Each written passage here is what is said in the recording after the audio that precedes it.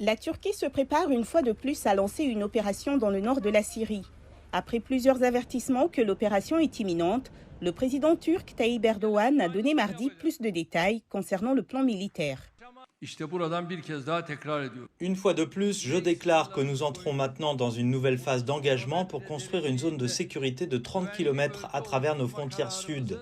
Nous sommes en train de nettoyer Tal Rifat et Manbij des terroristes. Dans sa déclaration, le président turc Recep Tayyip Erdoğan a qualifié les unités de protection du peuple kurde syrien, ou les YPG, de terroristes. Depuis 2016, la Turquie a mené 4 opérations transfrontalières en Syrie en combattant principalement les YPG. Cependant, les États-Unis considèrent les YPG comme un allié dans leur lutte contre ISIL.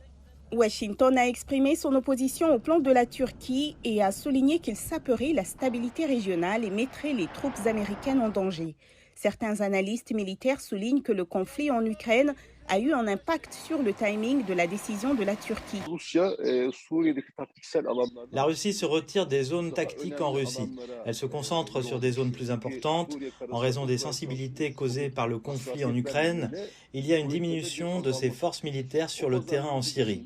Il y a également un signe qu'elle peut transférer certaines forces des zones tactiques, des zones conventionnelles, qu'elle évacuera de toute façon vers la Turquie en échange de certains gains. Entre-temps, Erdoğan a également déclaré que l'opération montrera aussi, je cite, qui soutient ces mesures légitimes de la Turquie et qui les entrave, car Ankara s'est récemment opposé aux demandes d'adhésion à l'OTAN de la Suède et de la Finlande en les accusant de soutenir les groupes militants kurdes que la Turquie considère comme des terroristes. En 2019, après une opération en Syrie, la Turquie a signé un accord avec la Russie dans lequel les deux pays ont convenu que les éléments des YPG et leurs armes seraient retirés de Manbij et Tal Rifat. Cependant, Ankara a affirmé que Moscou n'avait pas tenu ses promesses.